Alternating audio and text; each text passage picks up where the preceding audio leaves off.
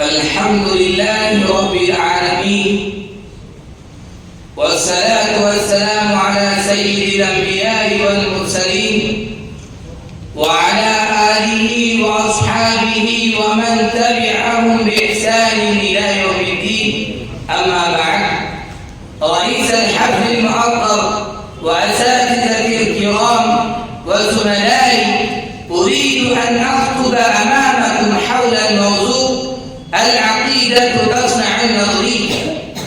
أيها المستمعون الكرام، إذا كانت العقيدة لحياة الإنسان بمثابة الأساس للبنيان، فلا جرم أنها هي التي يرتفع عليها سطح العمل الإنساني وفق ما يعتقده المرء من قلبه وضميره في دينه الذي يرتضيه.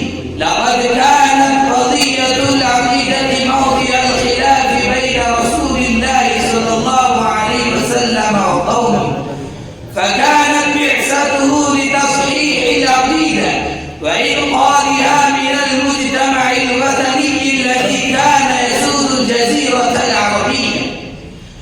كانت عقيدة الأصنام والأوثان وعبادة الآلهة المزورة الكاذبة راسخة في القلوب والنفوس، فتعود الناس على أن ينقطعوا لعبادة هذه الآلهة المصنوعة بأيديهم ويتقربوا إليها بالدعاء والامتحان التماسا منها الخير والسعادة.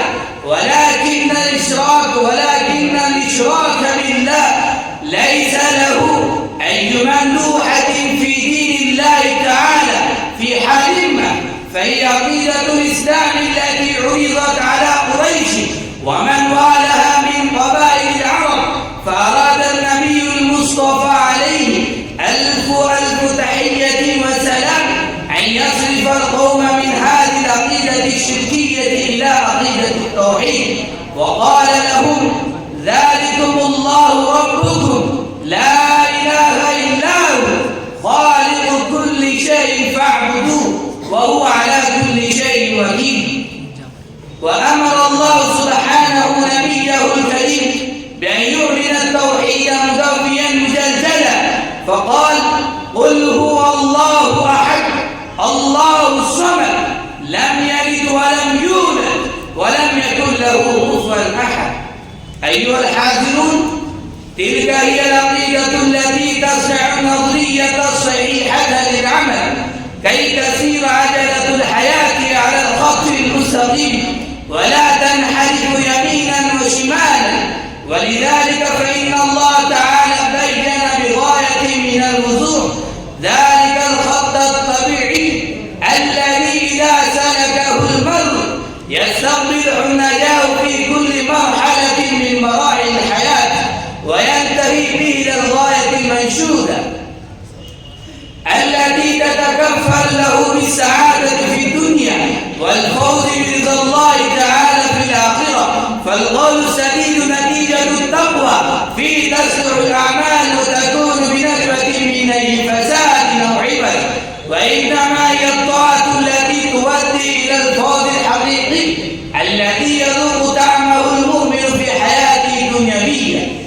ويتطلع إلى السماء حيث يترقب النعم من كل نوع من جنات ونعيم وحياة سرمدية لا يؤثر فيها الزمن ولا يأتي إليه بلا. يقول الرب تبارك وتعالى وهو يبشرنا هذا الصراط المستقيم الذي هو الخط الطبيعي لحياة الإنسان، وأن هذا صراطي مستقيما فاتبعوه ولا تتبعوا السبل فتفرق بكم عن سبيله ذلكم وصاكم به لعلكم تتقون. ويتقرب الإنسان إلى الله تعالى ويعيش معه ويلوذ به في جميع شؤونه وظروفه إذا كان صادق القول سديد الكلام بعيدا عن المبالغات التي تورث الكذب وتدفع إلى التهويات السخيفة وتبعث في النفوس كراهية ومقتا نحو ورعاية المصالح المادية. ولقد أشار الله سبحانه وتعالى إلى هذا المعنى في قوله: يا أيها الذين آمنوا اتقوا الله وقولوا قولا سديدا يصلح لكم أعمالكم ويغفر لكم ذنوبكم ومن يطع الله ورسوله فقد فاز فوزا عظيما. وآخر دعوانا الحمد لله رب العالمين.